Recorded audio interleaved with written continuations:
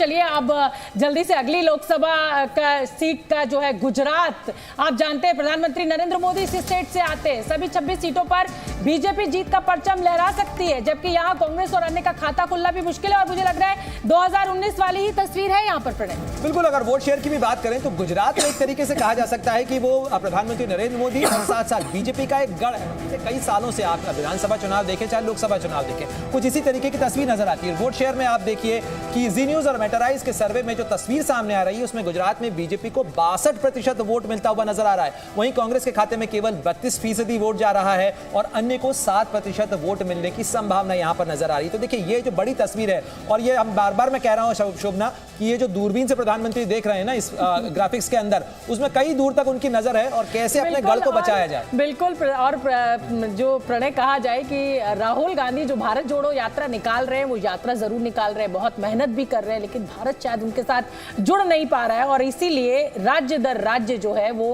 प्रदर्शन जो है पिछले 2019 से भी मुझे लगता है कि इस बार ज्यादा खराब नजर आ रहा है। क्या प्रमोद जी आप मुझसे सहमत हैं?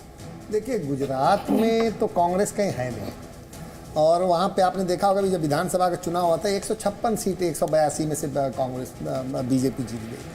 और कांग्रेस के एक नेता थे अर्जुन मोढवाडिया, जो इतने साल तक नरेंद्र मोदी के विरोध में भी रहे और कांग्रेस के अध्यक्ष भी रहे, लीडर अपोजिशन रहे।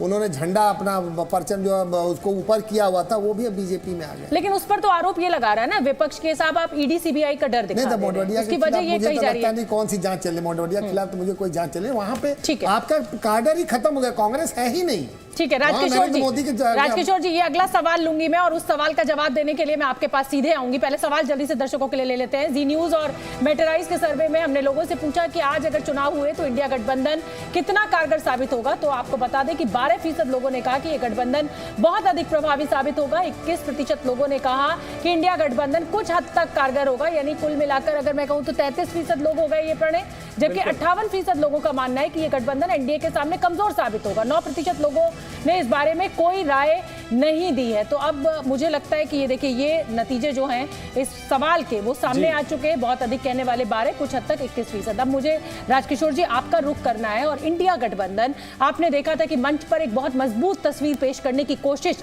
विपक्ष के द्वारा की भी गई थी, और उस समय लगा भी था कि प्रधानमंत्री नरेंद्र मोदी के लिए एक बड़ा थ्रेट हो सकता है, ऑल वर्सेस वन। लेकिन आप देख ही रहे हैं कुछ चमत्कार होता हुआ दिख नहीं रहा है। दरअसल बार बार शोभना जी दिक्कत यहाँ पर आ रही है कि जो एंटी बीजेपी न्यूक्लियस कौन होगा, ये प्रश्न अभी तक अनुत्तरित है। और फिर मैं कह रहा हूँ कि विपक्ष का कोई एक बिल्कुल चेहरा जिसको कहें कि कौन उसका चेहरा होगा, कौन उसका विकल्प होगा, ये विकल्प देने में पूरी तरीके से विपक्ष नाकामयाब रहा है। तो ऐसी स्थिति में नरेंद्र मोदी जो लगातार दिलो दिमाग पर राज कर रहे हो, लगातार काम भी करते चले जा रहे हो, ऐसी स्थिति में इंडिया गठबंधन वहां पर किस तरीके से वहां पर उनके सामने खड़ा रह पाएगा। और ये साफ साफ इन आंकड़ों में भी दिखाई पड़ रहा है। मैं तो जो गुजरात के साथ साथ जो महाराष्ट्र के भी आंकड़े देख रहा था, तो मैं पंकज जी जो बात कह रहे थे कि साग का प्रश्न होगा, मुझे नहीं मालूम क्या है, लेकिन जितना अभी महाराष्ट्र घूम के आया जो देखा, एक बात तो है कि एकनाथ शिंदे के घर पे शिव सैनिक जा सकते हैं। मातोश्री के दरवाजे बिल्कुल बंद हो चुके थे और कुछ लोगों के मतलब गिरोह जिसको बोलते हैं ना, कोठरी, उसमें घिरकर उद्धव ठाकरे रह गए थे।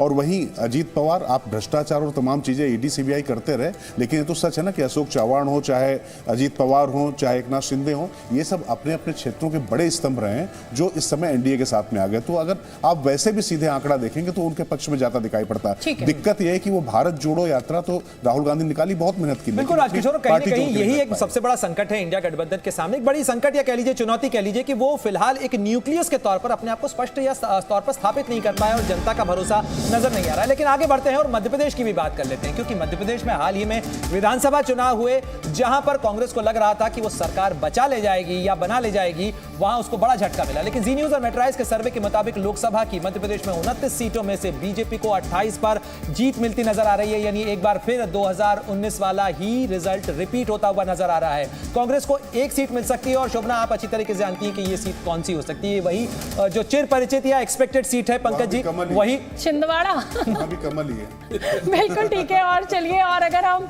बात करें वोट परसेंटेज की, तो मध्य प्रदेश में बीजेपी को 62%